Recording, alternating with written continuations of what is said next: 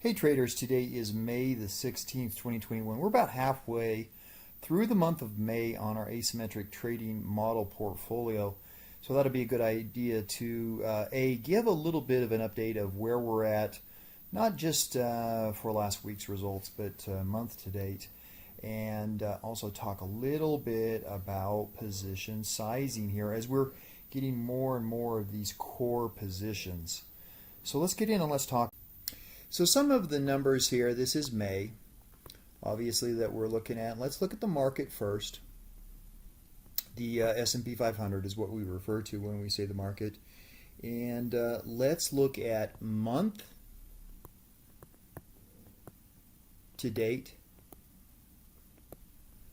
And let's look at last week's results. And then we're going to compare the market obviously to the asymmetric trading system, and we'll see how we look here month to date and last week. Okay, the market month to date so far well, let's start with last week. Last week was a very, very volatile week.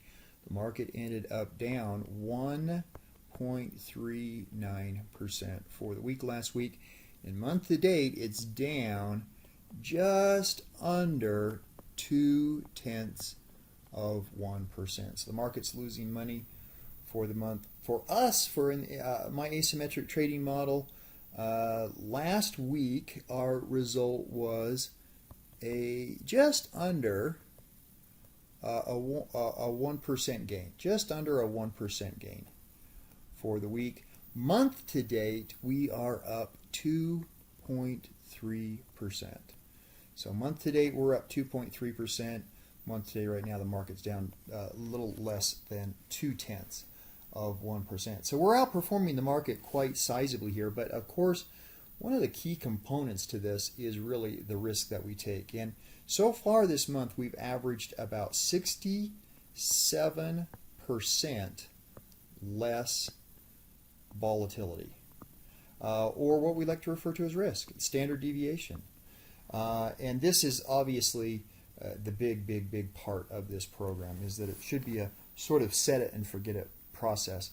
But we do want to do a little bit of training now on position sizing. So from a position sizing standpoint, we have really expanded our core positions. We of course have the SPY, which is one of our anchor positions. We have the IYR, which is that's a Y, which is another core position. We have the IWM, or as the case may be, if we are shorting it, it would be the RWM.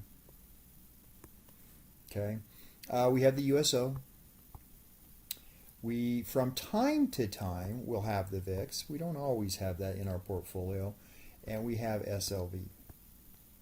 So we've got these 6 core positions here that we're rotating around. Now, one of the things that we've talked about on position sizing is, first of all, the starting balance of your account. And we've said that ideally, I have said that $30,000 would be the minimum to start this program.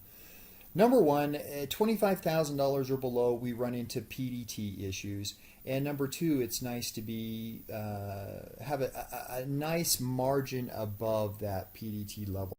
So that gives us a little bit of a cushion. Now, with these core positions, we'll call these our core positions, again, with some of these varying. We don't always have the VIX, for example. But if you look at the capital allocation for what we have right now, the SPY is one of the heavier ones at about 72.13. That's the capital that I have committed there. The IYR is about 48.66. Now, the IWM and the RWM, that's going to vary depending on whether we're in the IWM or the RWM, because the RWM is 1/10 the size of the IWM. So shares-wise, that will change dramatically. But right now, that is about 43 374 is the capital that I have committed there. In the USO, that's about 4471. And now in the VIX, again, this is not something that we always have, but right now I have about 3,800 in that position. And then SLV, that's about 2,600 right there, committed to all of those positions. Now remember, in addition to our position sizing, that I do use 20% leverage in this account. So a $30,000 account actually equals $33,000 of BP, of buying power. Okay, so keep that in mind.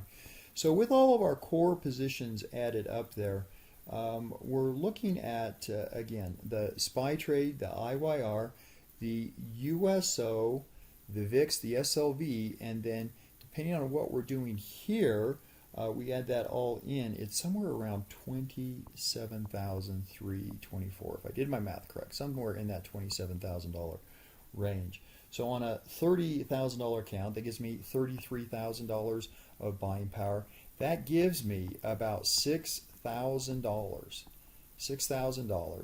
to go ahead and pursue, again, maybe 3 to 4 bracket orders. Okay, now obviously not everybody is going to have exactly $30,000 in their account with $33,000 of buying power. For example, right now, after the last couple of great months that we've had, I'm up to about 36,000 is what my account value is right now. And so this is going to change. Obviously, it would be very easy if all of us were working in increments of $30,000. If you have a $30,000 account, this is kind of how you would structure it. If you have a $60,000, a $90,000, a $120,000, etc., etc. So you kind of have to split the hairs there a little bit, but understand that this is essentially what our core position will be. Again, understanding that this may change and that this may not even be there from time to time. But that will allow you about this much capital on a $30,000 account to split between 3 or 4 bracket orders. So hopefully that helps you guys a little bit on understanding position sizing. We'll obviously do another update here in a couple of weeks at the end of the month and see how we ended up and if we were in fact able to meet our dual mandate of beating the market once again at a lower volatility or risk standard.